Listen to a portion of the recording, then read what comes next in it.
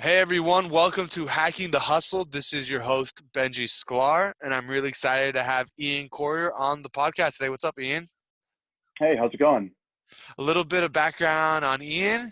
Ian and I are friends for the last 7 years. He's from Chicago and then went to NYU Tisch Film School and then worked for 5 years in the city and then recently moved to Los Angeles. And he is the director of brand strategy for Union Cannabis Group.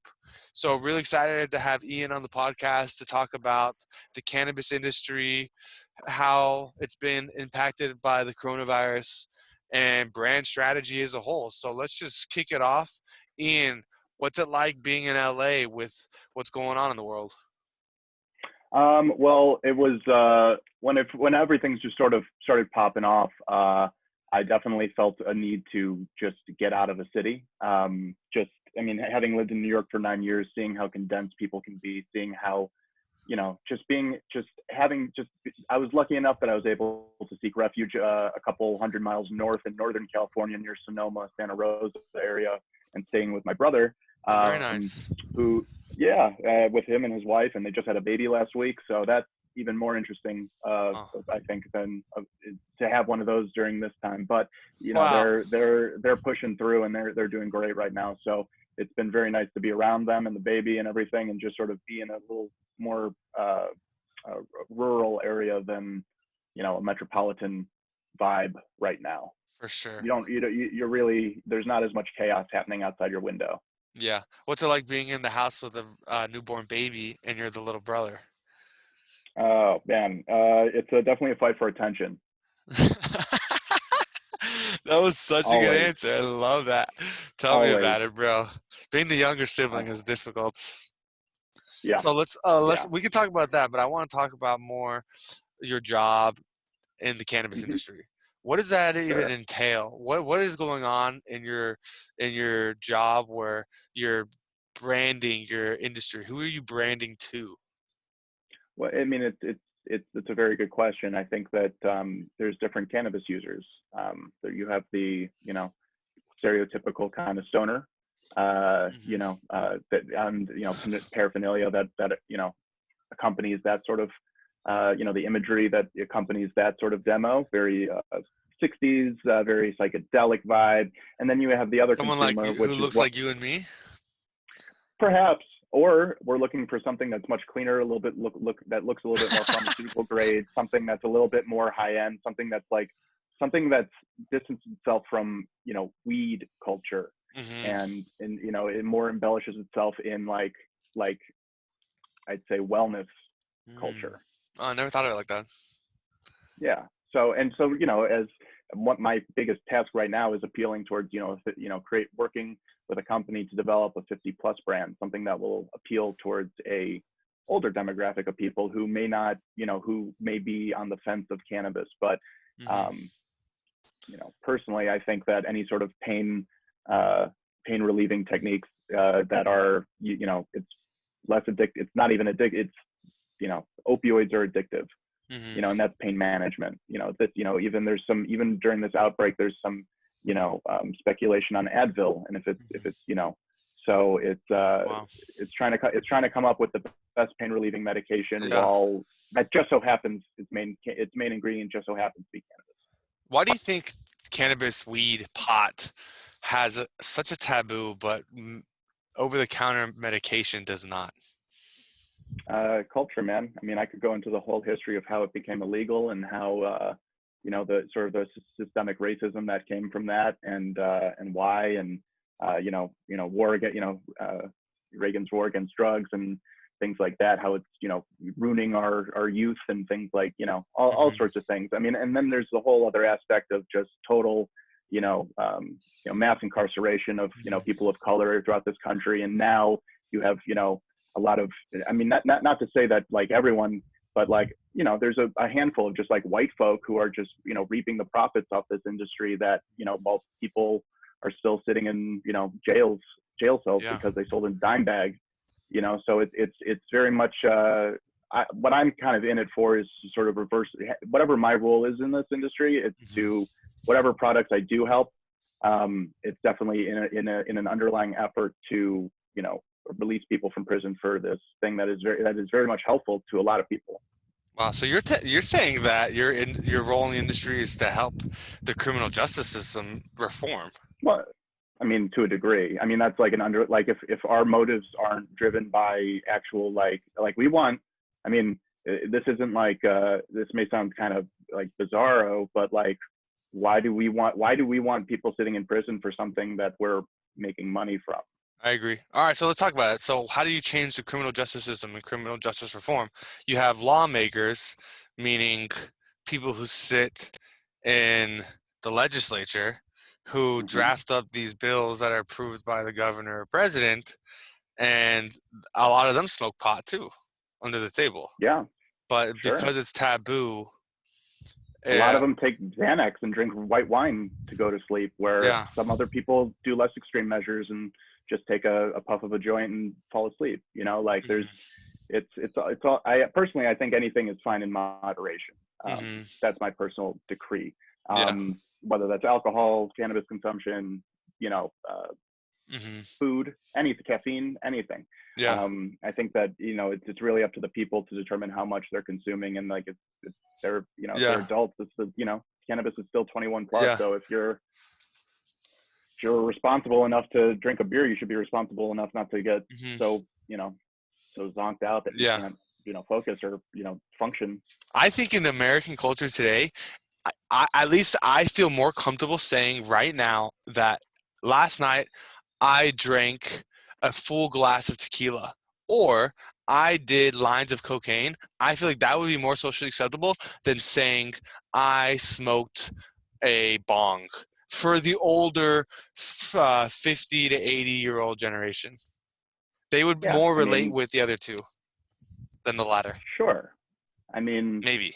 it depends. It depends on who you're talking to. I mean, Yeah. if you're talking to an ex-business executive, yeah, who came up in the roaring 80s, and hmm cocaine was huge. Like, yeah, that's totally and at that point, pot was still stigmatized as like the lazy person's drug who like couldn't Yeah. get off their ass and contribute to the capitalist economy and hmm whatever.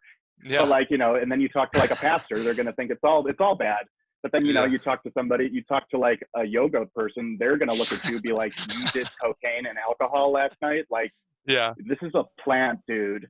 Like Yeah. there's totally different mindsets and there's some totally different, I think that in order, I mean, when you're saying like, how does the perception of it change? I mean, not to say that this, COVID thing has been great for the industry, but it's definitely shed light on how, what was once a prohibited substance is now classified as an essential service.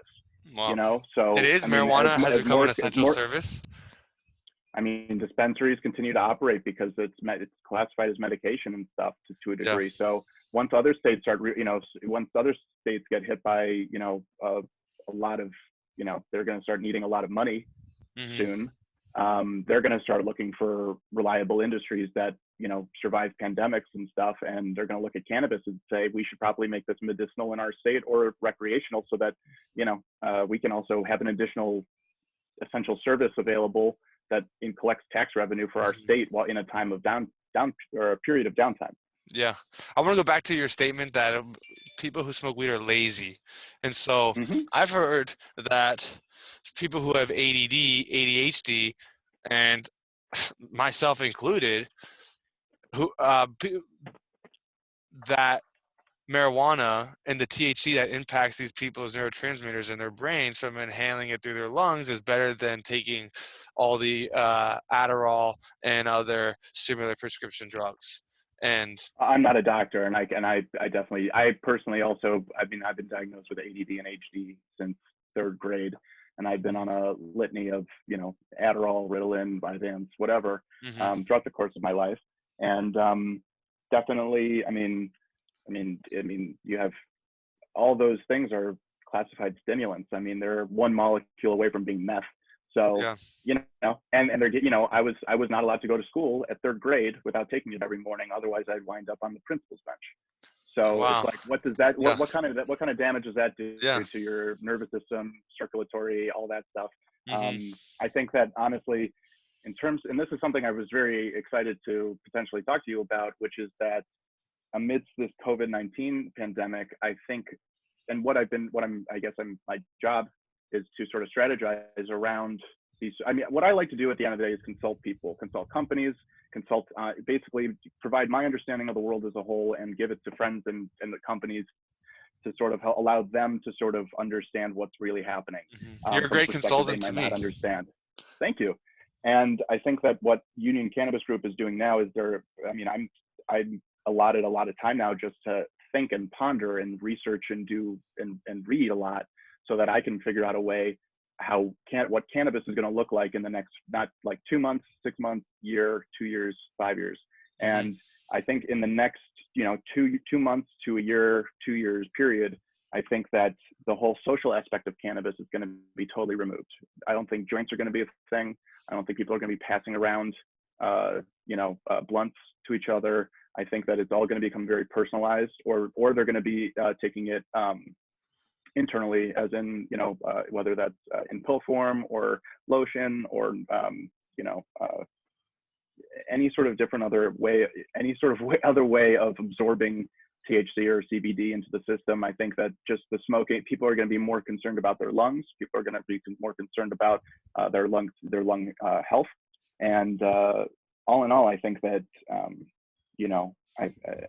personally, just coming off this recommendation, we are now, realigning some of our former endeavors to mainly now focus on edibles and things of that nature, so that we can sort of figure out a way through this and continue to make products that people feel comfortable taking. Yeah, you made me think of, it would be an interesting research project to see how many people who smoke the Juul also smoke weed. Sure, but that number has gone down so much because of, I don't want to publicly go on record and say conspiracy theories that I have of, Philip Morris being the one who pushed that whole thing. But, I think that, at the end of the day, again, you're 21 years old. You should be allowed to make the decision on what you put in your body, I think. But when you are marketing flavored Juul pods, and it's really becoming, they used the word before this current epidemic, but it was called an epidemic of young people being addicted to Juul and developing lung problems. So to that degree, you're making a nicotine, which is not even a good drug for your body in the first place, a nicotine product that serves no medicinal purpose whatsoever, and you're marketing it and using social media to basically target young people to make it socially acceptable to Juul in their high school bathroom and things like that. Got it. So changing topics, I want to go into some facts, statistics, insights, because I'm thinking about the person who may be listening, who's listening to our conversation right now. And I feel like you have insights into what's going on in the cannabis industry, and that's what they want to hear. So it'd be great if you could shed some light, some insights on like what they need to know. Explain it to a 5-year-old. What is happening in the cannabis industry today? Well, what was once a illegal substance is now being spread across the country. Every year, more states are, becoming a small coalition of states are, growing and growing that are able to now accept or, cultivate, distribute, cannabis flower, oils, concentrates, dabs, to edibles, to pre-rolled blunts, to pre-rolled joints, to which states today? Topical cream. I'm looking at a map right now. The ones that are currently recreational are Washington, Oregon, California, Nevada, Colorado, Michigan, Illinois, Virginia, maybe Virginia. I could be wrong about that.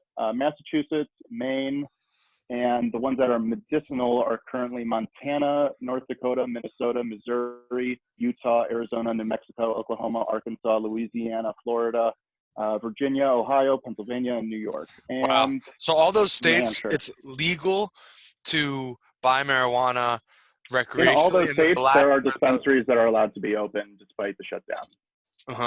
And so this is all state approved, but the federal government still hasn't made it legal, correct? Yes, and that is why major financial institutions are not able to offer loans or there's not like a proper, to my mind, to my knowledge, there's not a proper like futures exchange for hemp I mean maybe for hemp, but for actual cannabis product or flower, there's not like a an exchange that there's no, as in any sort of other textile or any sort of other cattle has its own future, like there's nothing right now that says that, and that's only because major institutions are still, their shareholders are not comfortable with them going into a business or even working with businesses that on a federal level are still illegal, but a state like down to the state level, there's nothing, you're not going to get arrested, no one's going to get arrested or anything like that. So where's the money to be made in the industry? Let's say an investor wanted to get in now. Where would you recommend that they put their money? I mean, it depends on what they, it's interesting because a lot of the people I work with, I mean, one of the companies I work with is run pretty much by like West Texas oil men, like guys who came from the oil business who are trying to create like a pipeline, and then you have, other people who are come from, entertainment who are just purely focused on doing branding and like, and deal like, lending like their artists, likeness to a packaging so that you can sell more units, things like Dan that. Bilzerian, what's he doing right now? Yeah, he has his own brand. He's just probably sitting in a mansion, just I don't even want to. Single, depressed, with a lot of money. I want to be his friend and go paintballing, but yeah. Yeah, but there's, I mean, if you're a farmer, there's a great, if you're a landowner, great way to, convert a part, there's so many different industries that have, like, there's distribution, there's, cultivating, there's farm, there's so many different industries can be applied to the cannabis world, just like anything else. Like at the top level of Union Cannabis Group, they are a molecule extraction company. Everyone there, they're scientists. They're, they're not drippy stoners. Like they are scientists. Yeah, it's fascinating. And so it's always interesting that it's very, very, very, very rare. I'd say more on the dispensary level is where I will run into people who are very, like earthy and like kind of like, very much about like the vibes of cannabis instead of like the business behind it. But yeah, they're still always great to work with them. But it's there's definitely a role for most people in the industry. When do you think it's gonna be okay for when you get pulled over by a cop and your car smells like weed and it's totally Never. okay? Or when you walk into the office and your boss says you smell like weed and it's totally okay because smoking weed is medicinal. Are you able to walk into your office right now reeking of booze? No. At the end of the day, maybe. But like, maybe. I don't think at any point I don't think at any point it's going to be socially acceptable to like, unless you're in the right, unless you're like in the writers' room at SNL, then I'm sure no one cares. Yeah, that's funny. But I'm sure if you're trading dollar-denominated emerging market debt, I'm sure whatever firm you're at is not going to appreciate you coming in smelling like weed. Yeah. I don't know. There's totally the whole spectrum. We're actually a better performer if you were quote unquote high. I mean, it's possible. You'd have to prove it, and you'd have to be like no one's gonna tell a partner at a company not to. I mean, go to any talent agency, they're not yelling at partners for doing blow in their office. So what? Okay, Ian. Because they're making money for the firm, so it's not like they're But if you showed up to your late to your shift at Applebee's, like, you're probably not in a position to be like, yeah, I smoke weed and I'm everything, like I got everything under control. Nothing wrong with Applebee's. Nothing this wrong is with so being funny. in the service industry. Yeah. I'm just saying that it's different. I think. Yeah. In that regard, I think So how's Corona impacting the industry right now? I mean, fantastic. I mean, our last week, I don't know if I can actually say the number, but like best week we've had on record. Wow. In sales. Like about 250,000 just in a week in one state. Like that's what sales means. Is it direct to consumer? You guys are sending it in the mail or with bicycles? Like, how does it get to the end consumer or dispensaries? They come to the store. Good question. So yes, so you cannot ship it. You cannot send like cannabis in the mail, like USPS. You just can't do that. I think, Yet. you know, a bit, yet that's a federal thing, you know. And again, once this essential service becomes, you know, more regarded, and you know, they're going to actually start reporting the revenue that cannabis is making and how much taxes each state is making. It's going to look pretty bad for those who don't have it implemented yet. But sorry, what was the question? I don't even remember. It's okay. So No. Oh yeah. So it was the distribution. It was like, so in each state, the flower has to be grown in it. It has to be processed in it, and it can only send in it. So there are huge brands that are only known within different states, because a company that has labs in, you know, Washington can't ship product to Arizona and have brand established there. So basically what Union Cannabis Group has been doing is essentially working with and facilitating relationships with you know, farms and distributors and dispensaries across the country in states, even states that aren't, you know, even medicinal now, that it's people who are interested in, you know, either developing land space or a facility for when the time comes, and we are able to consult them on that. But what happens is what is going to happen is we're going to have farms growing our flower and processing it, or not our flower, their flower, and then able to process it under our brand name in those states, so that our brand can expand without actually having to without actually us owning land or the facility or the flower or the product. We lend the infrastructure to how to, you know, actually build a facility and how to, you know, train your staff and all different certifications that you need. We're able to consult and help you do that. But at the end of the day, it's really like our interest is very much in expanding our brands, our label of brands, by way of having it produced locally, in order to get around the shipping situation. That's really interesting. All right, so before I let you go, Ian, what do you want to say? What are your last words? I don't know. I'm cautiously optimistic. I can't tell you how happy I am that cannabis is doing well right now. This would be a much scarier time if my job didn't exist and, you know, everything. But it seems as though cannabis is a rocking and a rolling, really. I mean, we're getting, like, friends of mine who I've asked if they had general interest in, you know, if they would just want to invest in the company. They were like, yeah, like I do, but, you know, I'm currently investing in, like, you know, a hotel chain or something like that. And now they're like, well, I'm not doing that anymore. Obviously, I'm going to try and so it's like we're getting calls from people who are like, like, well, yeah, like, yeah, you know, think about the future.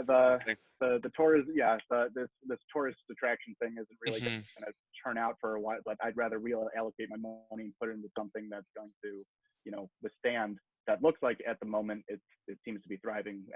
So it's really nice to do that. But in other regards, you know, it sucks, because, you know, a lot of what I like to do is work with music and artists and stuff. And I think that, you know, promoting pop-ups, like live event type promotional branded experiences, which is what background of mine, you know, we can't really do that. We can't really sponsor anything at, like, Splash House or Coachella. It's like the live event aspect, the whole socialness of cannabis, or, you know, smoking weed together, like smoking sessions, like they're not, you know, it's been resorted to Zoom and FaceTiming, which is fine. But, you know, it's the culture, it's shifting. And I think that it's important to, whatever industry you're in, that's the last thing I'll say.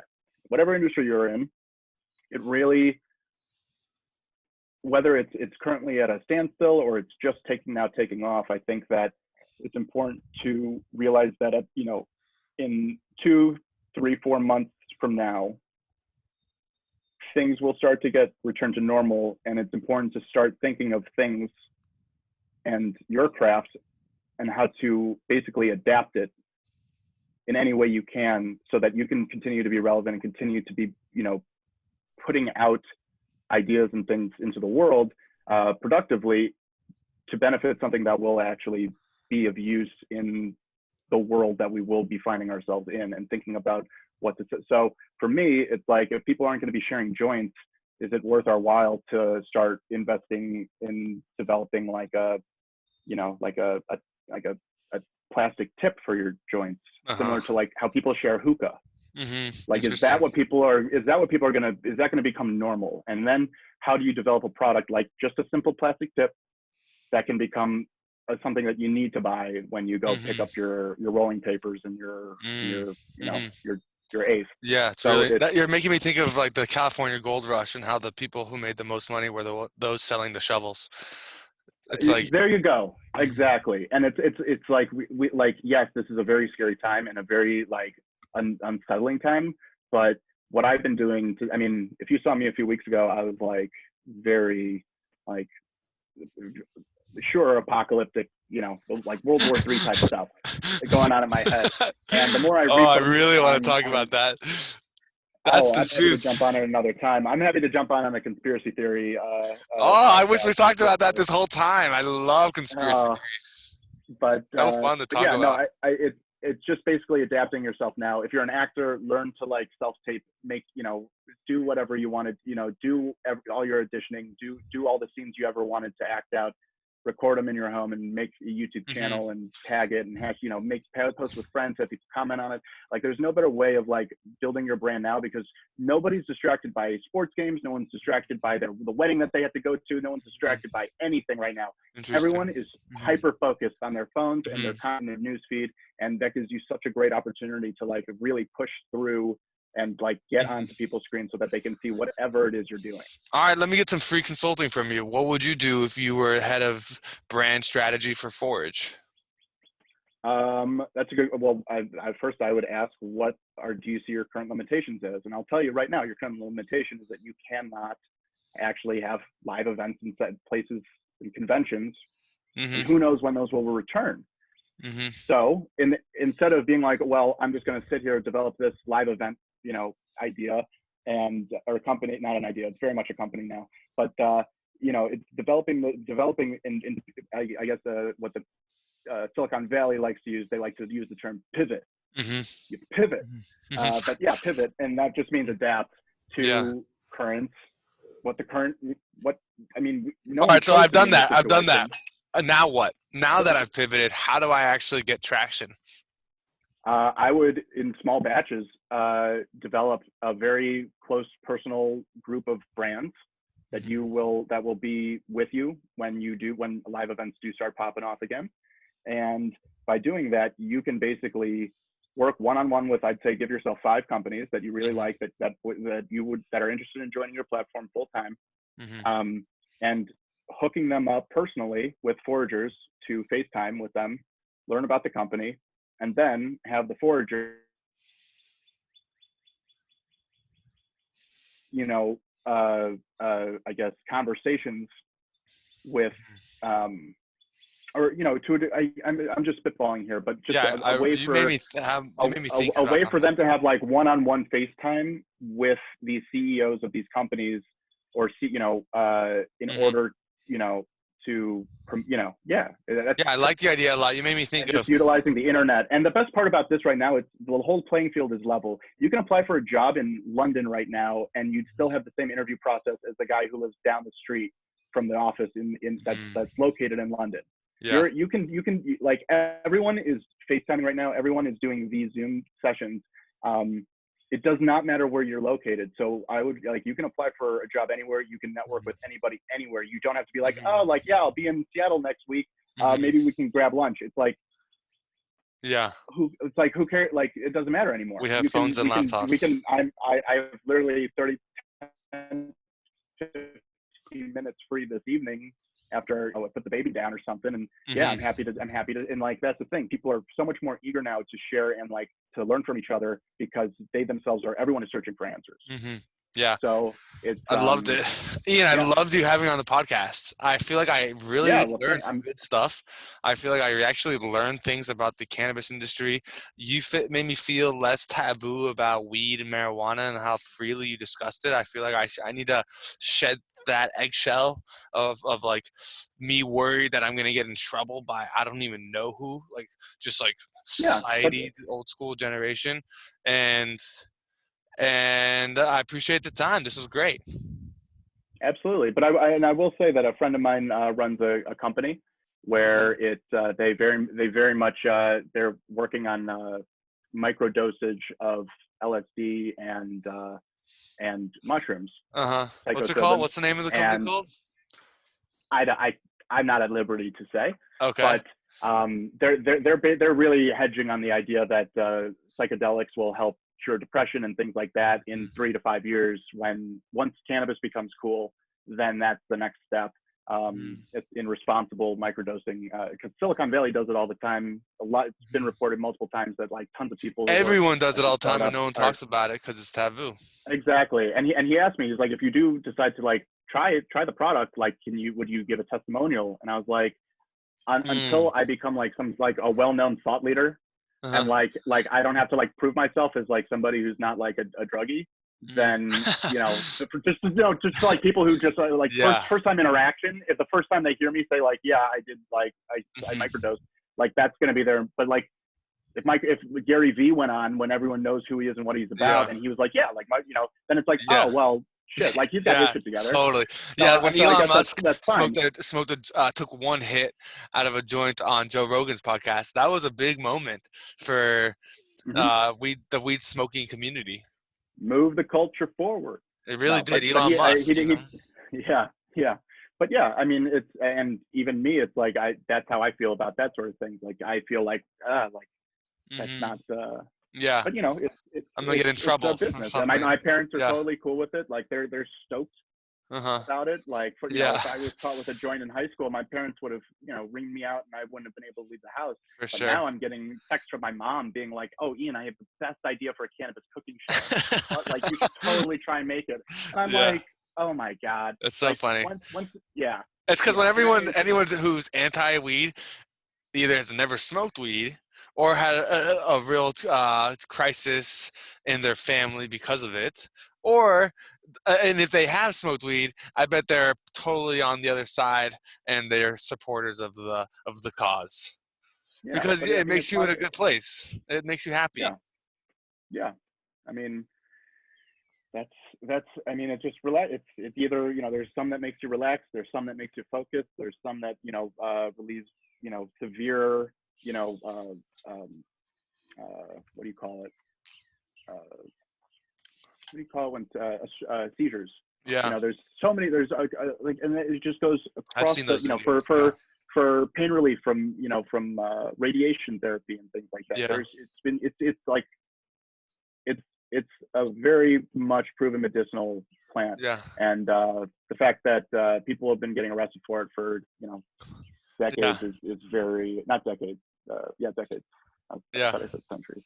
Well, this has been fun. I'm confusing my words now. No, this was an You caught awesome me. podcast. I love this.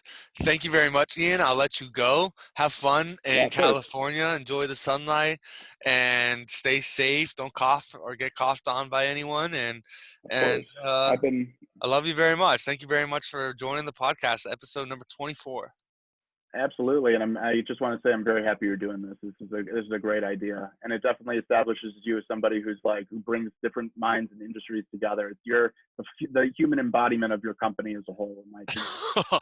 Thank you very much, Ian. It's so easy. You And just there's no call someone on and there's Zoom, no record it, upload it. and there's and there's nobody else who can do it than you. There's no other one of my friends who is capable of making this like this is you're perfect for you. What do you mean by And that? I'm very happy you're pursuing it. Well, no, it's just like as who you The are as a person. podcast Like or if Forage? someone else came to me with the idea for Forage, I'd be like, okay, I mean that's a good idea, but I mean, can you do it? But when you told me, I was like, oh yeah, no, this is so Veggie's bag. Like he's absolutely going to carry this thing around. Like he's going to make this happen. Thank you so much. Yeah, like Yeah, it's like a absolutely. networking company. Yeah, I mean, but that's what you need to pivot to. Like at the end of the day, you're bringing people together. Hmm. Uber is a networking company. They're bringing a driver Yeah, and a rider together. Yeah. They're a Using the networking internet. company. Exactly. Yeah. All these And when people can't marketplaces are. physically do it in Hmm. person at a convention, you need to figure out how to adapt and build a bridge online with Hmm. things, using things that everyone has to be Yeah. able to basically replicate that experience with what we have now. Yeah, it's really interesting to think about. Like, companies never thought of the concept of hiring freelancers to attend events on their behalf to generate Mm-hmm. leads, Yeah. and but it makes sense. And No, but so what I think is like a that's company my would have like a hypothesis. guy. A Yeah. company would have like a guy to do it Hmm. for them. Or a whole With sales force full time. Yeah, But now but not every because company has that, yeah, and because and it's so and expensive. not everybody can go to that one thing in Hong Kong and have a native speaking networker there on their behalf Hmm. to basically represent it's like Hmm. this Yeah. this is this can expand into a global way and be able to bridge language barriers and things like that as well. So Yeah. I'm very excited for you, and I'm Well, very I excited hope for this whole thing to wrap I up. hope Forage goes well, so I can hire you to be my forager on behalf of our brand in California. Absolutely. I mean, I would love to do that. Awesome. Thank you. Yeah, All right. All right, Ian. Love you very much. Great having you on the podcast. Have a great day. of course. All right, you too, bud. Take care. See you, Ian.